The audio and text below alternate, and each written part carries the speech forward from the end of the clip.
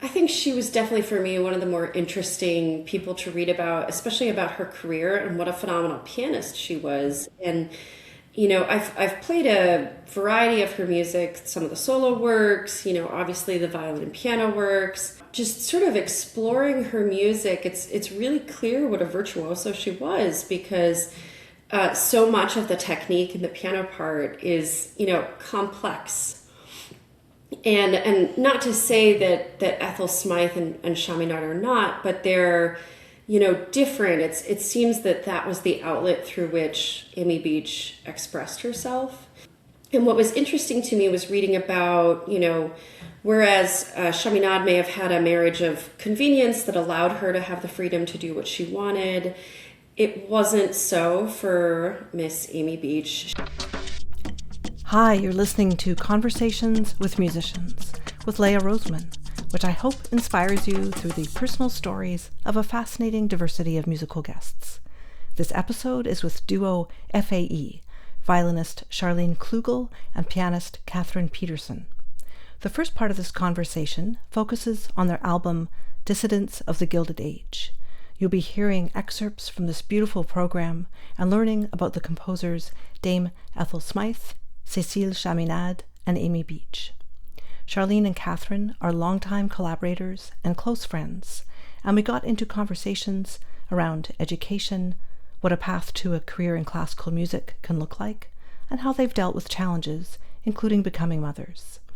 With hundreds of kilometers separating us, I really felt like I was enjoying a thoughtful coffee date with brilliant new friends, and I hope you feel that as well. You can watch this video on my YouTube or listen to the podcast on your preferred platform, and I've also linked the transcript. It's a joy to bring these inspiring episodes to you, and I do all the many jobs of research, production, and publicity. Have a look at the show notes of this episode on my website, where you'll find all the links, including different ways to support this podcast and other episodes you'll enjoy. Okay, Charlene and Katherine, thanks so much for joining me here today. Of course, it's great to be here. Thank you. I've really enjoyed listening to your album Dissidents of the Gilded Age. So I thought we'd start today's conversation with a deep dive into that and the composers, and then we'll get more into your lives as musicians. And of course, people can use the timestamps if they want to jump to anything. So this album, had you done quite a bit of research on these composers before you started this project, or did you find out more as you went along? Well, the answer is yes and yes, which is that we started out with Amy Beach. We really liked her Romance. That is where this entire thing started. And then we started looking more into Amy Beach because we both really like researching and doing deep dives, and we just go down rabbit holes. And then we discover this entire culture around salon music and around women in music at the turn of the 20th century. And then we discovered how women musicians and women composers were active in the women's suffrage movement, specifically Dame Ethel Smyth. And so then we just kept on branching out. And then we said at some point, hey, there's a program here. There's a program here. And so the actual linchpin for the idea for the program was actually the Chaminade, right? Yeah, because we found the Chaminade Trois Morceaux, and the more we read about Chaminade and how she gained her popularity through salons, and that was really what she was known for. And in fact, there are Cécile Chaminade salons, still alive today. That was something that she was famous for, around the world. And, that sort of brought the whole idea together of women coming together in the salon space to be able to freely share their music, but also their ideas and their political leanings. And, these were spaces where they could be free. All of these three composers, I found it interesting that they died in 1944. Did you notice that? But yeah, it was sort of a funny thing that, we noticed that and we're like, what, is there anything to that? But, it's just sort of one of those funny things. And they were all pianists as well as composers. Yes. So the Gilded Age, actually, I watched that HBO series. I don't know if you guys saw it. It was certainly the inspiration for some of our CD art. Okay. Yeah, sure. For people that haven't seen it, I mean, there's the costume design in that show is unbelievable. Like every scene, they're wearing something different and very elaborate. It's a very interesting show if people want to check it out. But so the Gilded Age, I was interested to read that Mark Twain had actually coined this term, and that it was like a critical term of the age because there was, like now, such a huge divide between the very rich and the very poor, and also a time of great technological change and uprising. And I thought it was a kind of interesting parallel with what we're living through now. For sure. And I think, those parallels were interesting for us as well, which was, when we started cooking up this program, I don't know that we knew how relevant it would be. Nowadays. And nowadays. And right. Especially because we were cooking it up like well before, all of the current political situation right. and everything that has been going on with women's rights lately. And it was just kind of like we had this premonition of sorts, I guess. Well, this program really started in 2020, 2021. That's when we were starting to think about really interesting curatorial topics.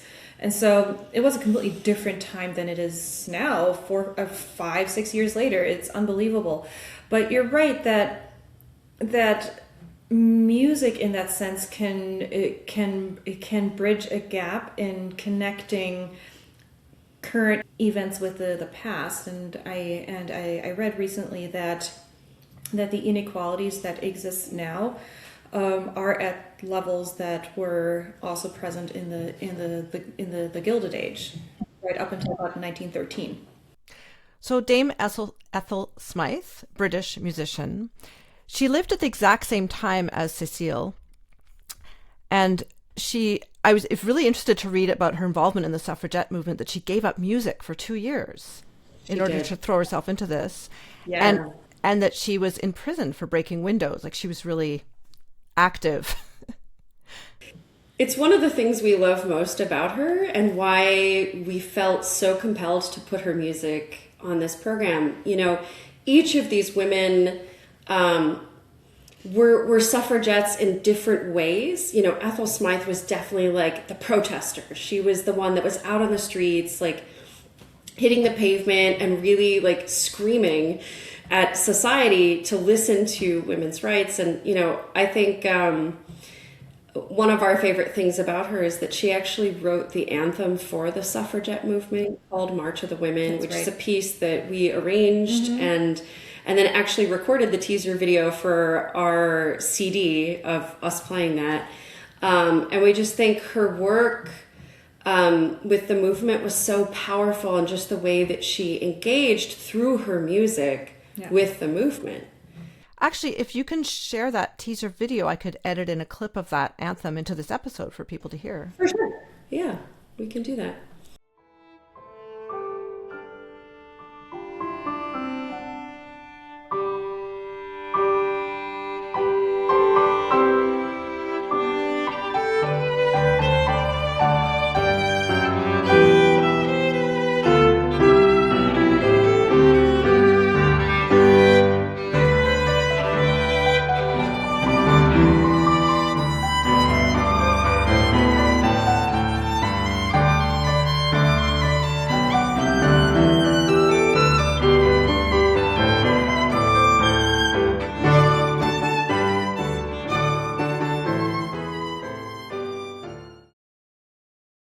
The whole album's great, but I thought it might be beautiful to start with the third movement, the Romanze.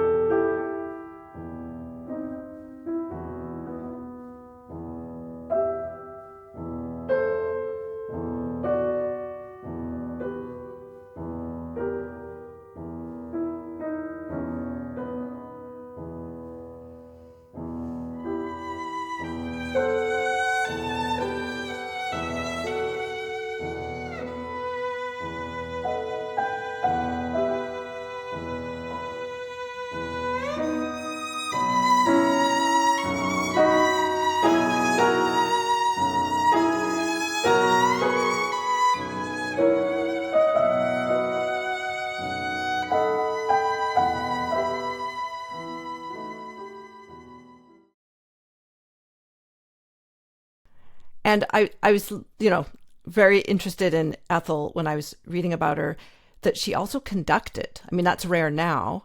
She was doing that then. And then she became deaf, but she wrote 10 highly successful, mostly autobiographical books. So what a woman. Indeed, yes. She used her time very, very, very industriously. Yeah. Are there other of her works that you've worked on or you're thinking of recording in the future? Well, some bucket list items are her piano trio for sure. Mm-hmm. For me as a violinist, she has a concerto for violin and horn, wow. which is an uncommon, to say the least, instrumentation.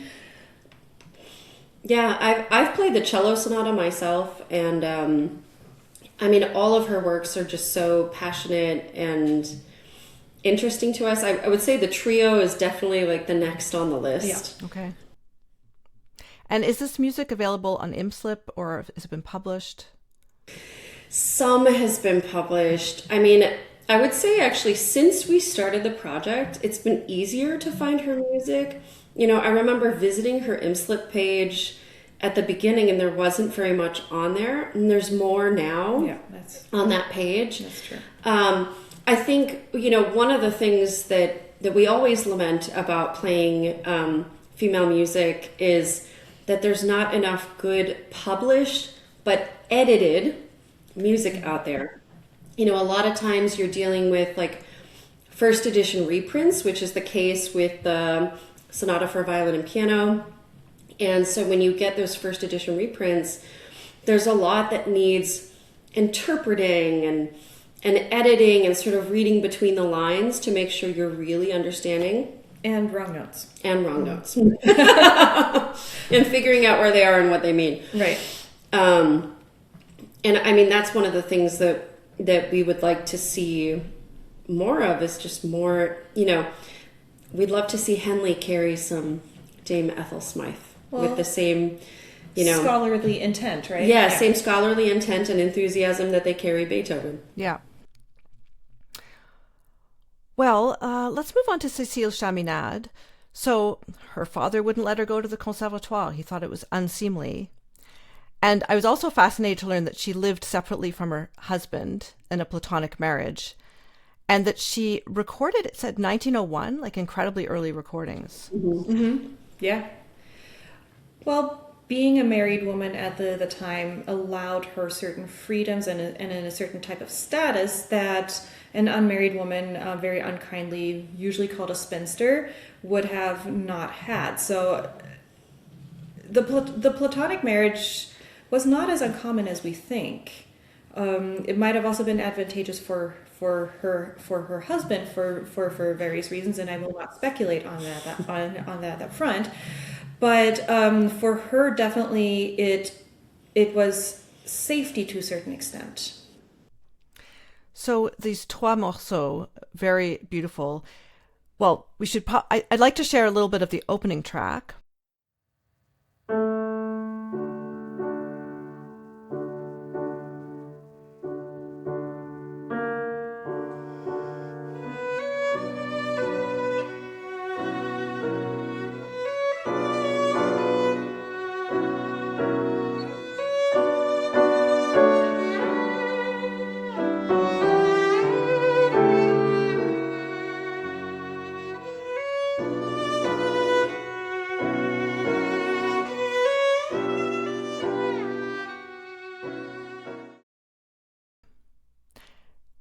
But also this fiery number 3, the Bohémienne, is yes.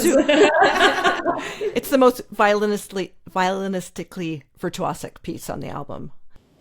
It is kind of a showpiece, and it's these Trois Morceaux are the closest to true salon music out of the 3 pieces on the album.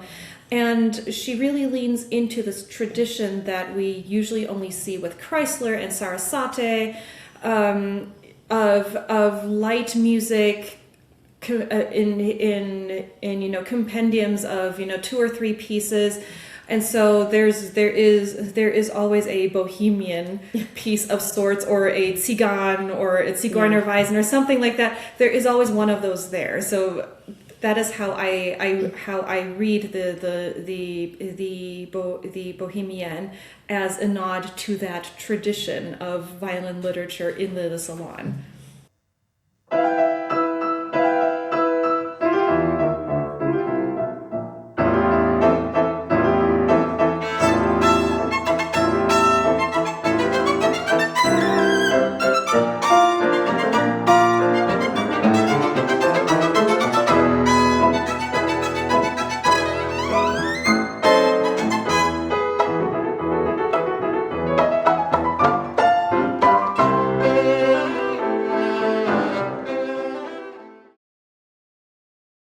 I'd love to hear more about these salons of Chaminades. So Chaminade sat in an interesting place in music criticism, and she was certainly not the only one, but she was very often considered either too feminine as a composer to be a serious composer, quote unquote, or when she wrote quote unquote strong music, then she was suddenly too masculine. So she never really fit squarely into a concert hall setting. Now the salon was really where she made her career, and she toured up and down Europe and definitely up and down North America. As Katherine alluded to earlier, there are still Chaminade clubs in existence to this day that are dedicated to performing her works, most of which are piano works and then also vocal works. And so she really made her name going from salon to salon and just presenting intimate house concerts, essentially. Have you played at any of these specific house concerts? We've played a lot of house concerts with this program. In fact, it was one of our goals to present the program in the type of situations it would have been heard in. So we've performed at a lot of the Gilded Age mansions that you still see around the Chicago area today, like the Dawes House, the Driehaus Museum, The Glessner House. The Glessner House. Yes. And that's been sort of... It brings new light to the music, the intimacy when you're so close to it. You know, it's really different when you're sitting on a stage and there's that distance between you and the audience, but just the interaction with the music in front of people.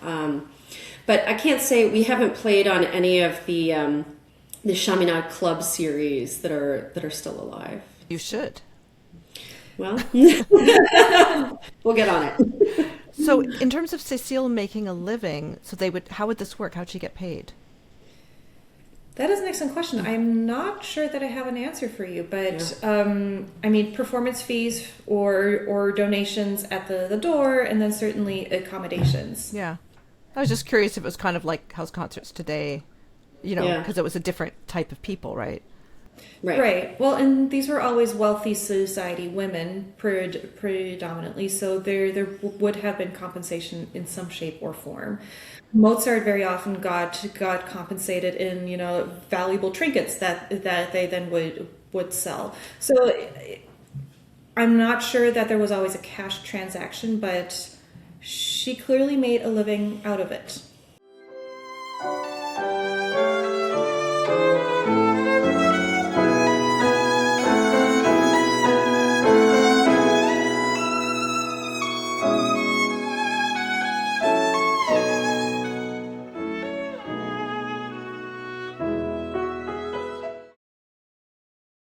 So maybe we could move over to Amy Beach. Probably, well, I was going to say it's best known of the three, but maybe not. Maybe pianists really know. No, I think she is. Yeah. I mean, for sure.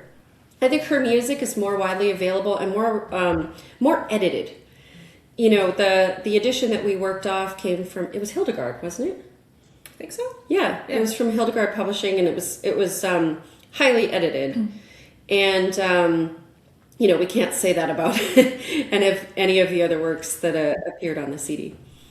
So her name has certainly come up on this series a couple times, and I did interview the Samantha Ege, the Florence Prize Scholar. Yeah. And we did talk about how Amy was racist, and there were quotes with her, keeping out Black composers. So unfortunately, there was that divide. And I discussed this with Juliana Soltis, the cellist, because her album, which had a variety of composers, including Amy Beach. So we talked about that as well. So I'll link those episodes in the show notes for people, because it was all about women composers of that time. So, but Amy Beach, like, incredible talent. Even at age 4, she wrote music. Like, there's some real interesting stories about that. Do you want to share more about her life? I think she was definitely, for me, one of the more interesting people to read about, especially about her career and what a phenomenal pianist she was. And, I've played a variety of her music, some of the solo works, obviously the violin and piano works. Just sort of exploring her music, it's really clear what a virtuoso she was, because so much of the technique in the piano part is, complex. And not to say that Ethel Smyth and Chaminade are not, but they're, different. It seems that was the outlet through which Amy Beach expressed herself. And what was interesting to me was reading about, whereas Chaminade may have had a marriage of convenience that allowed her to have the freedom to do what she wanted, it wasn't so for Miss Amy Beach. She married a physician who was much older than she was, and basically upon their marriage, he forbade her from performing. And, in a way that led her to move closer towards composition. And so we can be thankful for that aspect of things. But I can imagine, how difficult that was for her to give up a part of herself that really was such a deep way for her to express. And, the thing we always take a little bit of, joy with is that, once he did pass, she returned to it and very quickly. Well, after a suitable Yes, time. a suitable mourning period, and then she was back to being who she was and performing and touring across the world. And, obviously she never lost that part of herself. Right. She was as clearly still practicing. Yes, she was clearly still practicing. She just couldn't do it in public. So again, such a great album, and I can put in more clips if you'd like, but I chose the finale to highlight of the sonata in A minor. Yeah. Yep, that would be the one.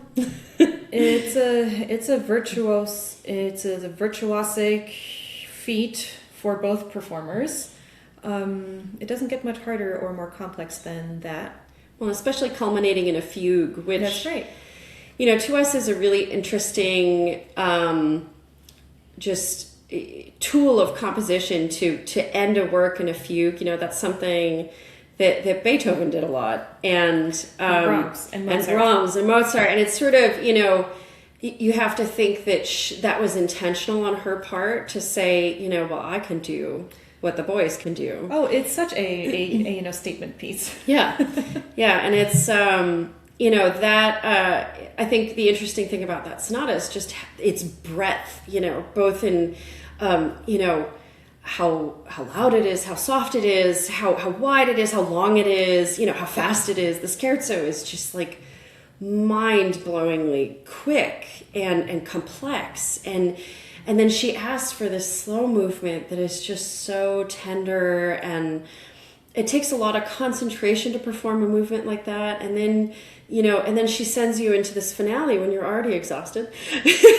and then she's like, oh, but wait, there's more, a fugue.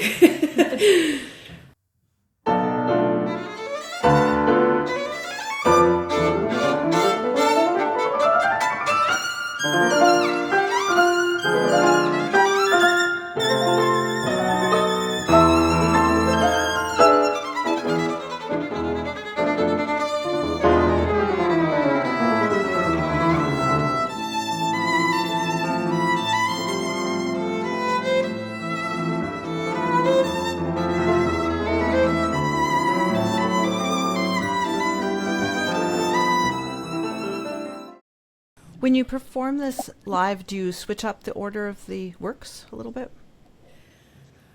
No. Not really.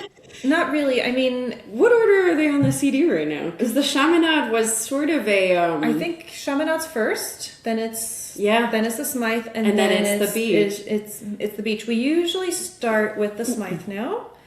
That's true. We sandwich with the Chaminade. We sandwich the Chaminade, and then it's the Beach. It's hard to play anything or to present anything after the Beach. It's such a closing statement.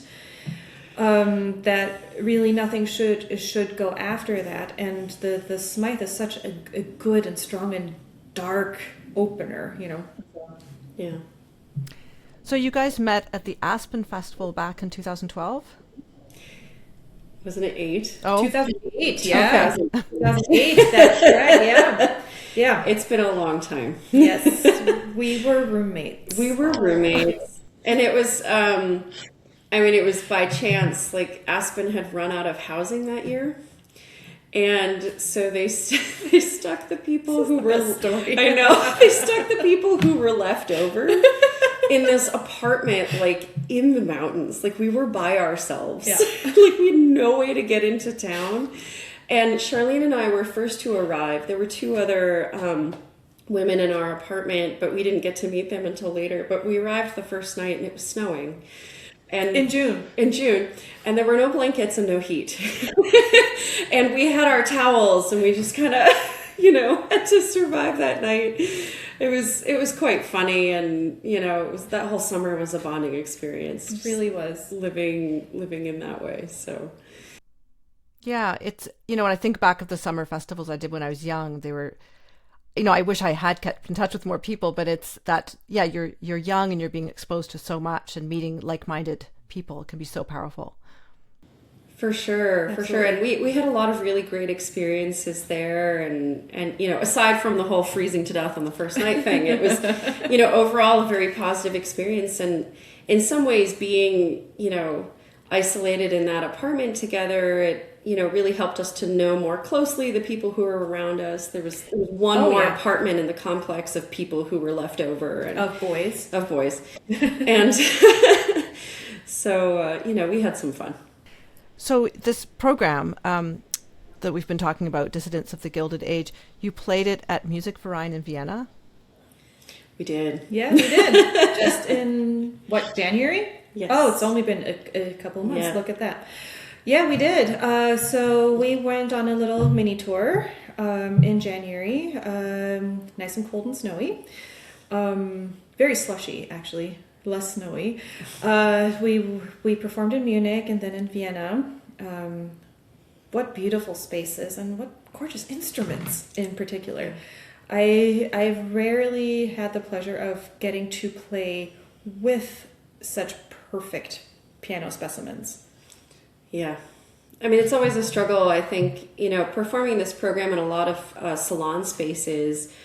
Oftentimes you're working with historic instruments, which have their own beauty and their own merits, but they can be challenging because of their age. And I think it was a really nice experience for us to be in the salon space at Musikverein and be with, the most perfect piano, brand spanking new, well regulated, and just sort of, it was a beautiful experience to sort of culminate having performed this program for a long time now. Yeah.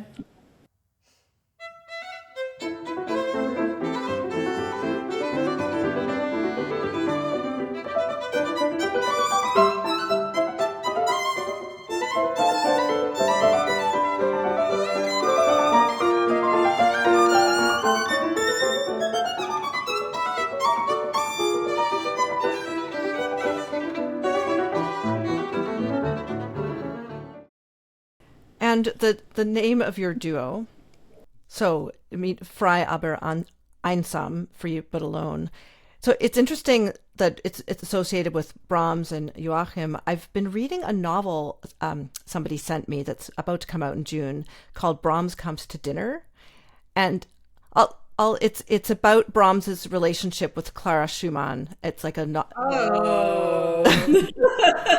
So author, Boman Desai, he did a ton of research, and there's a lot there. I think even Robert Schumann's medical records were released, and all these letters, and so it's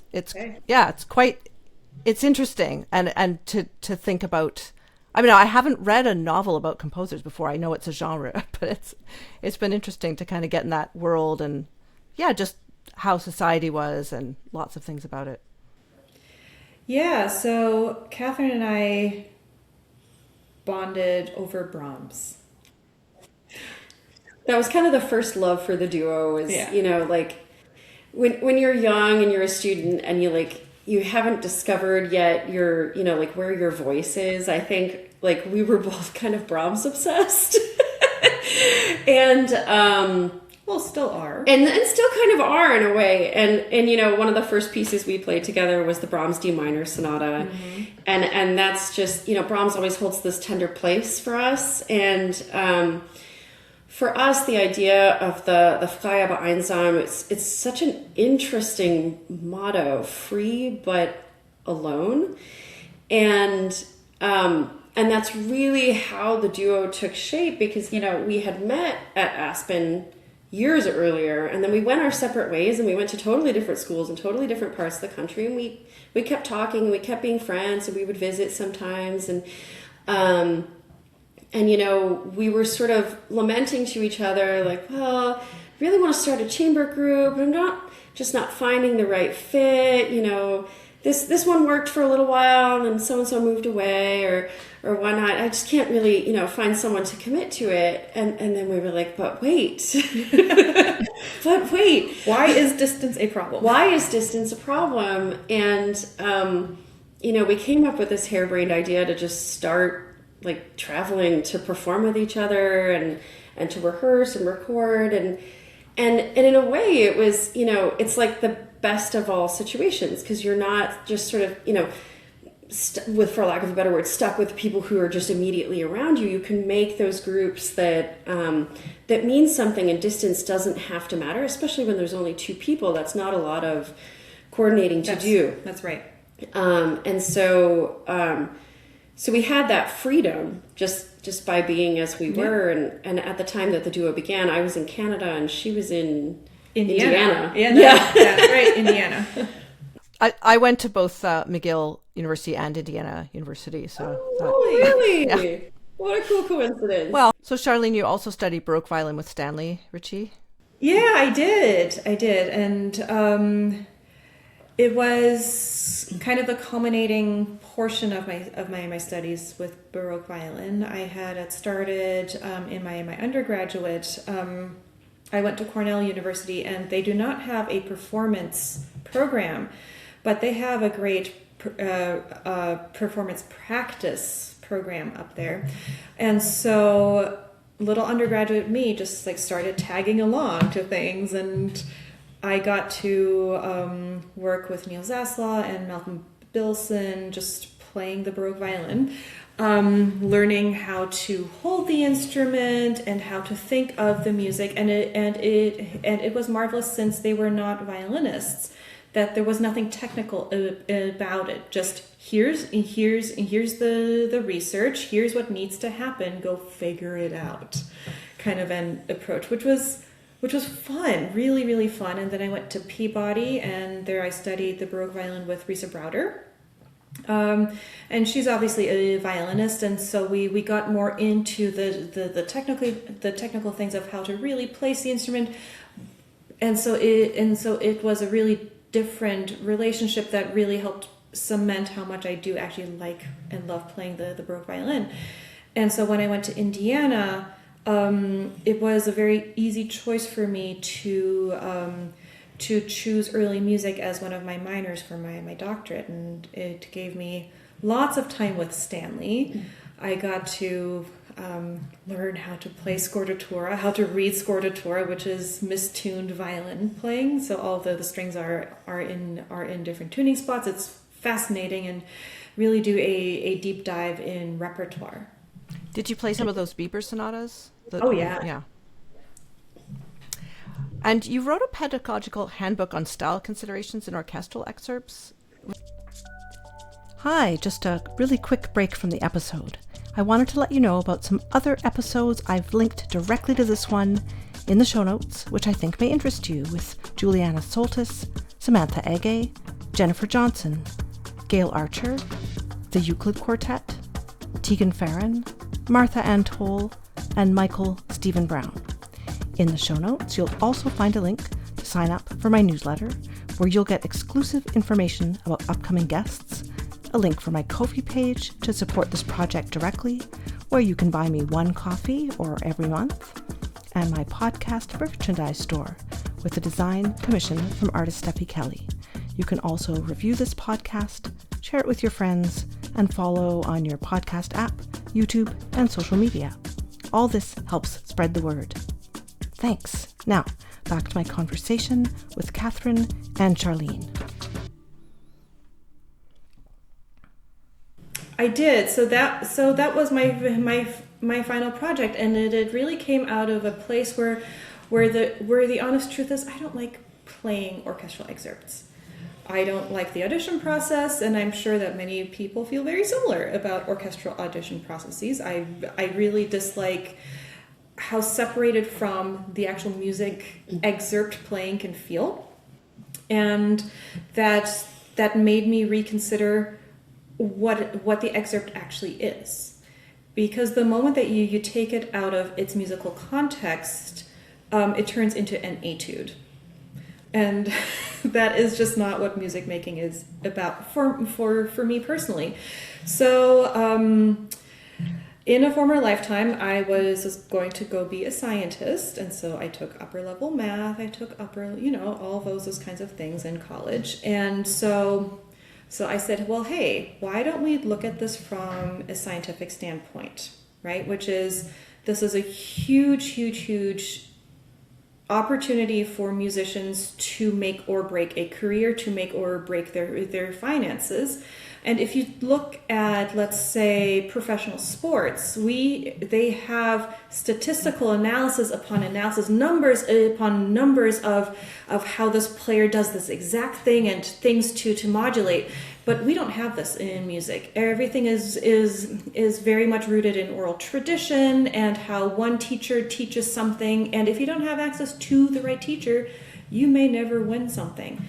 And so my attempt at this was twofold, which was to somewhat even out the playing field, of looking at all of the recordings, all of the commercial recordings, and say, well, some of these are outliers, maybe not listen to these ones, but these are good ideas.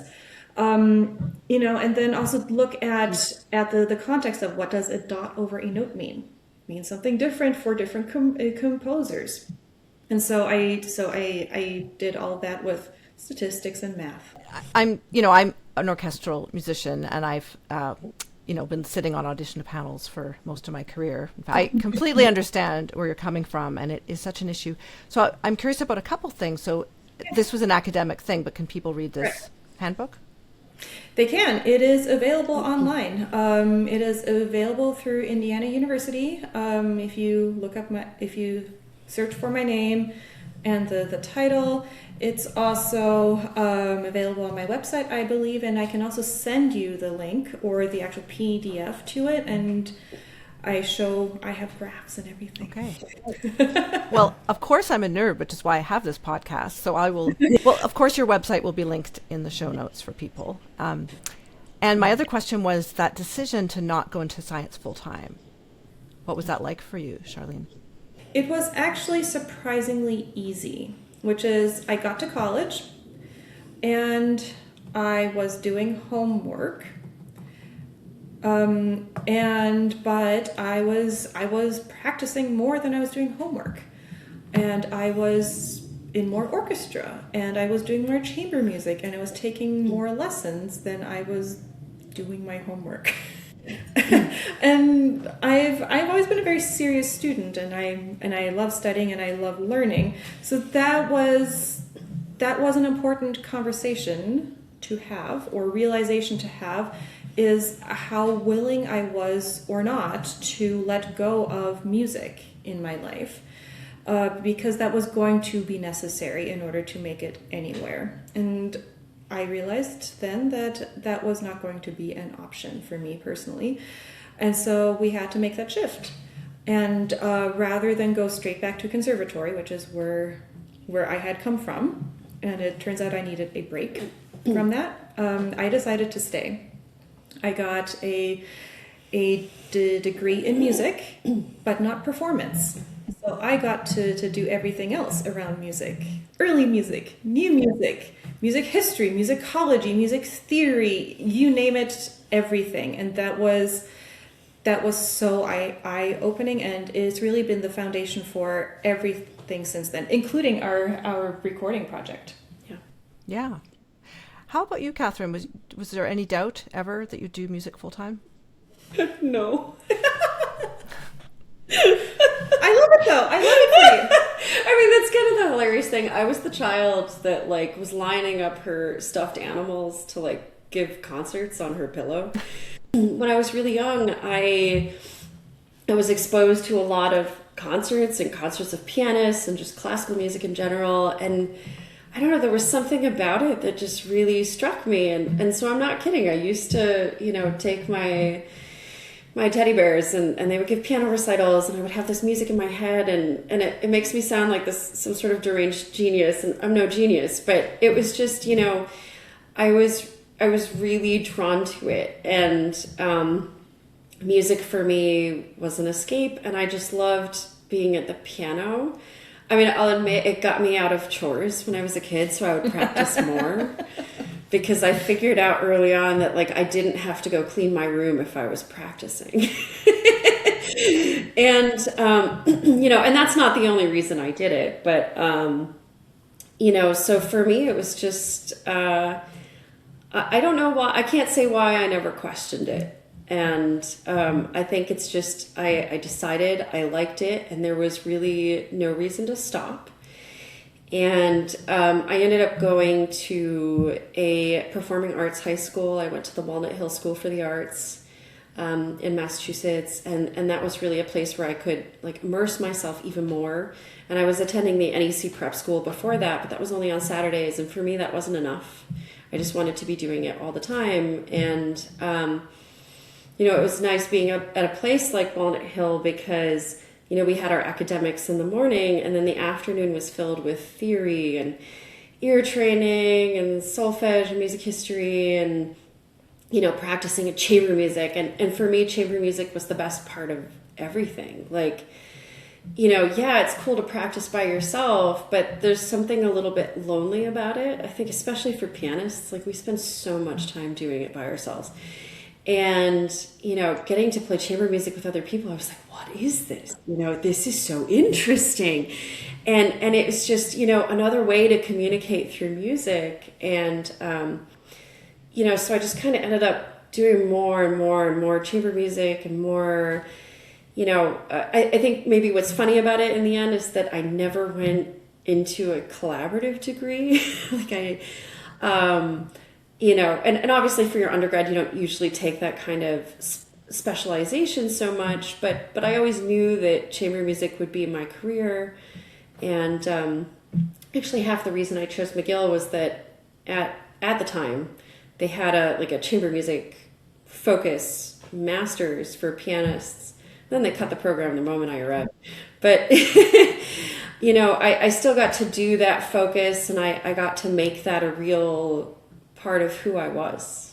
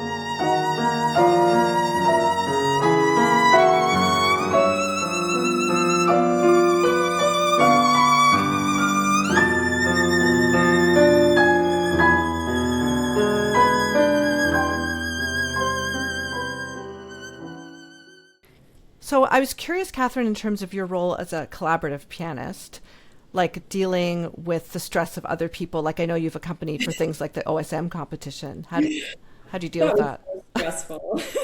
It's not always stressful. I actually think that one of the reasons I collaborate so much and do so much chamber music is that it's more comfortable to me than being alone on stage. Like being alone on stage is stressful to me. And, being with other people is comforting. And I like, the aspect of communication and sort of like jointly bringing something together. When I first started doing more collaborative work and really thinking like, well, this is going to be a part of my career, I got roped into doing brass music by some friends of mine who were also grad students at McGill. And the funny thing about brass players is once they realize there's a pianist out there that knows their repertoire, they go, oh. And and then they're like, well, but can you play this Hindemith? And and so I got pulled into doing the OSM competition, and it was actually like the worst timing because it was right before my comp exams, and I hadn't been like playing like all semester. And then one day the OSM calls you and you're like, okay. And so I agreed to do this thing, and it was a bit of a crazy experience, but I knew I'd been like reading for my comp exams for so long. I just kind of had to trust that everything was in there. And so I did. And I did, OSM was the week before my comp exams. And it was just like so much music because, the finalists prepare these multiple programs, and you don't actually know which ones are going to make it to the finals. Do you have to prepare that program anyway? And one of mine ended up making it, which was pretty cool. It was just really a fun experience to contribute to that and to work on it. And, everything in the end ended up working out well. My comp exams, they happened. I got a doctorate, so it did happen. But, I would say since then it's been, just sort of like relying on experiences like those that I had when I was a student and knowing that like those skills are there. And to me, that's comforting. And you still get called a lot for brass rep. I do. I do. I really should stop advertising that I know Hindemith. I know he wrote the trumpet sonata. What else did he write for brass? Oh, you name the brass instrument, there's a sonata. Okay. Unfortunately, no, wait, I can't say this out loud. No, okay, I can. I have unfortunately played the tuba sonata more times than I would like to admit. And the trombone one. Okay. So let me just ask you, Katherine, if you've worked with a lot of great mentors, if there's anyone you wanted to reflect on and what you learned from them. My time with Dr. Lehman at McGill was, I think, some of the most formative for me. I had a lot of really great piano teachers growing up and a lot of really great connections with my piano teachers. But Sarah was one of the people that really just brought everything together for me because to me, she was who I wanted to be. And I think it's so important for women in music to have like that person that they can look up to and see themselves in. Like she's a chamber musician. She does, modern music. She's playing solo. She's got 2 kids. Like, she got her doctorate. She's full-time at McGill and kind of like juggling a million things. And she was just kind of always so stable for me. And, I really looked up to her, not just like with what I learned from her at the piano. It was everything else that she taught me about how to have a career. Because I feel like up until that point, sometimes you make it through conservatory being like, but how? At the end of it, like, but how? How do I do this? And, she was really important in sort of guiding what to do and when, and like, what do you say yes to? Like, where do you put your priorities? And that was really important for me. That's great to hear. And Charlene, it was interesting you reflecting that you were a bit burnt out from conservatory and that you had this break that was more academic but still music making. Like for myself, I worry about this very narrow conservatory mindset. And even like I went to McGill and I took academic courses for my undergrad, but I definitely had some burnout, I think. So when I went to do my master's, I didn't take full advantage of things because I was just, I think I should have taken a different kind of path, but there was no one to really guide me. It's like, what do you do now? Right. Well, I mean, what's so special about our profession is that unlike pretty much any other except for athletes and dancers, we start when we are very, very young. So by the time that we get to college, we have been at our craft for 10 to 13 years easily. And so there is so much history and sometimes some baggage there too before we even consider seriously doing this professionally. And then and then that's the point in time at which you should be accelerating. And so I think you are absolutely right that if the education is too narrow, that acceleration can't happen because you've already been too narrow for too long. And it stifles intellectual curiosity. I mean, that's half the reason that I went to McGill in the end, was that I felt like being so conservatory focused for so long, to me, that felt really narrow, and I didn't know what the world was like. And I wanted to know more about research and academics. And, I know that the undergrad program at McGill is really intense, but for me, being in the graduate programs, there was a certain amount of freedom there, and also just sort of more exposure to things that were outside of just piano. Right. And it's really important, I think, also for developing a career, because if you only know how to play the piano or you only know how to play the violin, you're not going to last very long. Like, you have to know how to basically run a business, and that business is yourself. And, you have to know how to market yourself. You have to know how to apply for grants. And, I think we're both thankful that we had the experiences that we did that helped us to write the grant that got Dissidents of the Gilded Age, for example, off the ground, for example. Right. That was a really important part of just making it come to life. Is sometimes you can't do it without that support. Yeah. Actually, I was curious, are you thinking of another album of women composers? Oh yes. Oh yeah. It's in the workings right now. We're doing multiple things, which is we are compiling the actual program. Mm-hmm. So we're currently curating. We're also looking for funding, because these things do not come so cheaply, and it is a lift. And unless you have 501c3 status for those in America, which is not for profit status, a lot of grants are not open to you, which really limits the playing field. Now, we are just two people, and so we don't necessarily need not-for-profit status, because that comes with a whole board attached. So then we would have a board that's larger than the ensemble, yes. Which seems a little counterproductive. Which doesn't make much sense to us. Right. So there is that aspect of planning another project like this as well. But we're definitely looking at strong women voices in the 20th and 21st century, leaning into this idea of dissidents in the larger sense of the word. Great to hear. So I was actually curious, because I knew you're both involved with new music and commissions. So you formed relationships with composers over years? Yes. We have. And we're actually working right now on funding for a commission.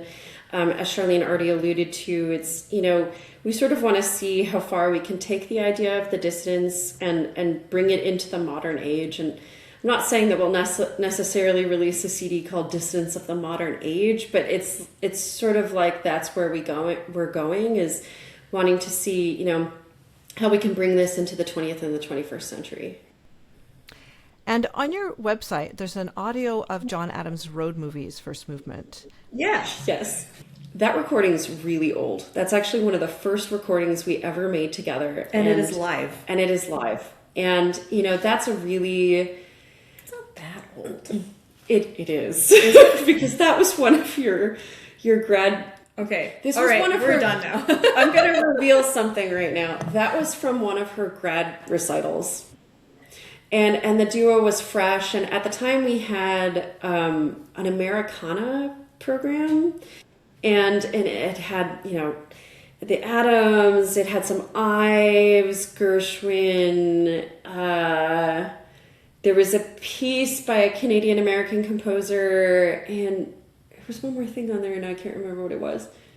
It shall come to me. It'll come to us. It's been a long time. But, you know, that was a program that we felt really showed off all of the duo's strengths. And, you know, we were learning it while not with each other. And, you know, we got together to play that at Charlene's recital. And it was just this, like, magical performance where, like, everything fits together. And, you know, when you've got a piece like that that's all like hockets and, you know, 16th notes and the patterns are changing, and we just really felt it was like a beautiful representation of what we can do together. And so we've always kept it up on the website. That's because right. I don't know, it's just a good recording is always a good recording. A good recording is always a good recording. And you know, beyond that, it's really kind of emblematic. The energy of that first movement really is emblematic of the energy that keeps driving us forward too. I love how you start and you're just on this train, and no matter how hard you try, it just pulls you in immediately, and it takes you for that ride. It's a very good title for the overall piece, I have to say. Yeah. And so it's lived with us for a really long time. We want to bring road movies back. Actually, it's been in the works as well. Yeah. Great to hear. So does either of you compose or improvise? Well, I do not compose. I'm like an accidental arranger. You know, what's funny, I think, is like we both have like really traditional training. And one of the things that we've been asked to do more and more over the years is you know, especially working in new music and crossover projects and, you know, more in chamber music. Like we've been asked to improvise, and we've been asked to sort of like let loose from our really, you know, boxy roots, and it's something we've done. It's not something we've done as a duo. No. And but, you know, occasionally we'll dabble in arranging, but it's not something that we're, you know, I would say super, you know, my Smyth arrangement is decent enough. Well, the only thing that I will say is that in early music, you're expected to improvise to a certain extent, right? So that is the only place where I will say that I've had formal training in improvisation. Actually, that's not true. That's not entirely true. All of that was true, but now I do remember that my senior year of high school, I was living in Switzerland at the time, and I was also at conservatory there, and I had a formal class called atonal improvisation. Oh yeah. I know. It was a thing. And in hindsight now, as a person who plays a lot of new music, I understand. But at the time, it seemed like the dumbest thing ever. But it was surprisingly hard to not suddenly go back into some form of tonality. Yeah. Everyone kept on gravitating back towards, fifths and beautiful major thirds and major sixths. But the idea was truly bounce off of an idea and do not go with your instincts. Now I get it. But so that is the only formal like improv training. It's funny because I've been through a class like that too, and I forgot I'd done it. Right, yeah. So, Charlene, was your education in Switzerland quite different than the States? Yes. Well, I grew up in German-speaking schools K through 12. I came to the U.S. for college. I will definitely say that the education systems in general are vastly different. I mean, one of the biggest things is that, especially in the U.S., everyone goes through high school, everyone goes to the school for 12 years. And not everyone goes to college afterwards, though. Whereas in the European systems, you get funneled down specific tracks pretty early on. So the first fork in the road, if you're in the German-speaking world, is at around 4th grade, where you get funneled into university track and not. And then there are on and off ramps throughout that time. But if you're in a non-university track, you finish school after 10 years of school, and then you go into an apprenticeship. And it is only those people who will go on to college that, stay in school up until 12th grade. One of the weirdest experiences for me was that come 11th grade, so once, school's no longer technically mandatory, I started being addressed as Frau Kluegel, Miss, Kluegel. Miss Kluegel, rather than my first name. So acknowledging a certain amount of adult agency in your education. And I just turned around and was like, who? That's my mom. That's my mom. That's not me. Right. So, so because there's the specialization earlier on, everything is a lot more rigorous and narrow and very precise.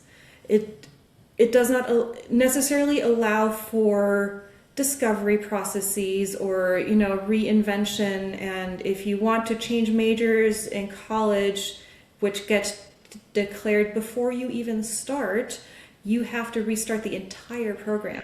So the stakes in many ways are higher. And so what was really nice for me in coming here was having the freedom to just figure things out a little bit. Okay, interesting. And how about, self-care, balance, a holistic life in music? I'm sorry, what was that? We both have kids, yeah, so self-care is like this fleeting idea. No, I'm just kidding. But, it's definitely something that we have to constantly work at because we do both have families and we're busy and we teach and we perform and, we're doing the have it all thing. And, you have to, sometimes self-care is just setting the boundary to say, I need to practice right now. And I think that for us is really important. I mean, I don't want to speak for Charlene, but we talk about this a lot about, sort of the compromises you have to make and where you find the time for things. Because, I think in some ways society expects that when you have kids, you're just going to stop practicing. And somehow people seem to be surprised that we still do.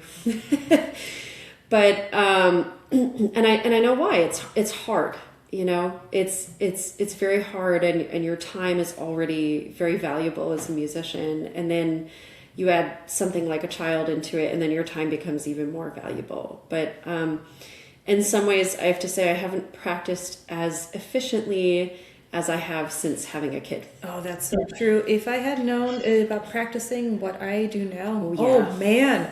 Yeah. Like, I think it's actually like, we waste so much time when we're students. And, I remember being a student and practicing for 6 hours a day. And what was I doing? I was getting nothing done, and I just think of sort of the efficiency now, what you have to do, you have a plan, you make it, you do it.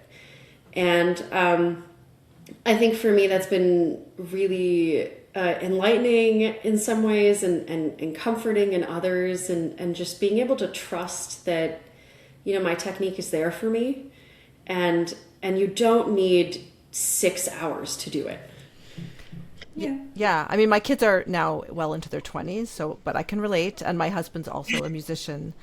But, it struck me at a certain point that I needed to, I think it was after my mother died, that I needed to set an example for my daughters for self-care. I started going to this weekly exercise class that somehow fit into my crazy schedule, but I could, mostly Tuesday evenings, I was able to go to this one little thing. And it was, at that time, it was very beneficial for me also to be in community and not feel isolated. And I remember thinking, I want them to not see me as someone always making sacrifices, because I don't want them to be that type of women. You know what I mean? Yeah. That's a really good point that you raise. I mean, so much of self-care as a musician is taking care of your body, because if your body's not functioning optimally, good luck playing, right? And so I've also recently learned to carve out time to just take care of, things like my abs and all of the muscle groups that I did not know were important until I was pregnant and no longer had them. Yeah. Yeah, I'm lucky I get to sit to play. So. And how has your teaching changed? I'd like you to both reflect on this. Like, you've both been teaching a long time. You've had all these experiences. Who wants to go first? My teaching has become more and more efficient, because even though we study pedagogy in school, we get all these great ideas, all this great guidance on here are things that work, here is the methodology, all those things. You don't actually know what it's like until you test it in the wild, right? And so much of what my teaching now is knowing the sequencing, knowing the exact sequencing, but being super tuned into and empathetic to where my students currently are, both technically and emotionally. I think that's probably the biggest thing that also happened with being a parent, quite frankly. Yeah, I mean, certainly experience over time changes a lot of things. And I think, you learn a lot about pedagogy in school, and then you start doing it out in the wild, and it's different than it is in practice. And there's so much more variety in your students, and there's so much more variety to the people you will meet and the repertoire that you encounter. And, I think over time, I've become very flexible with my students, sort of understanding that they're all in different places. They all learn in different rates, and they all have their own strengths and weaknesses. And what you want to do as a teacher is find the ways to really prop up the strengths. It's hard today when you're competing with like a million sports that your students have going on, and what do you want them to get out of their lessons with you? And at the end of the day, it's got to be that love of music. Like, that's got to be above everything else. Like, if making them play that scale perfectly is going to destroy all of their love, sometimes you have to put that aside and find other ways to get them there. And I think that's one of the fun things about teaching, because we already alluded to this earlier, how conservatory training can be kind of strict sometimes, and it sort of puts things into a box, and sometimes the box isn't very fun. And I think one of the joys of teaching for me has been helping my students find the beauty in a scale and find the beauty in a technical exercise, and that it doesn't just have to be about your metronome and feeling like you're in front of the drill sergeant. Like, there's a lot of beauty in there, and there's other ways to access it, even when you're just doing technique. Oh, I love that. I love everything you guys are saying. I want to make a repertoire suggestion for you. Oh, please. Have you heard of Robert Kahn? Kahn? Can't say that we have. I don't think so. No. So I actually, on my YouTube, I do have his sonata in A minor from a concert I did. So I think he was in Berlin. I should have looked him up again, but I linked in the show notes information about him.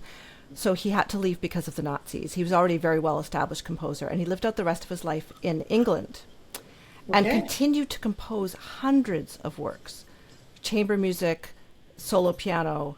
Yeah. And he was, so it's very Brahmsian, very much. He was at the end of that era. Just gorgeous music. And there's so much out there that just people aren't playing it yet. So. Well, thank you for that recommendation, because we are actually also working on an exiled music and arts program. So we will definitely look at this one. I know, that was like an aha moment. Like, did we read our minds? I just thought, I want to advocate for his music, and yeah. Okay, well, thanks so much for today. It's great getting to know you. Thank Likewise, you. thank you. I hope you enjoyed this episode. Keep in mind, I've also linked directly several episodes you'll find interesting in the show notes of this one. Please do share this with your friends and check out episodes you may have missed at leahroseman.com. If you could buy me a coffee to support this series, that would be wonderful. I'm an independent podcaster, and I really do need the help of my listeners. All the links are in the show notes. The podcast theme music was written by Nick Cold. Have a wonderful week.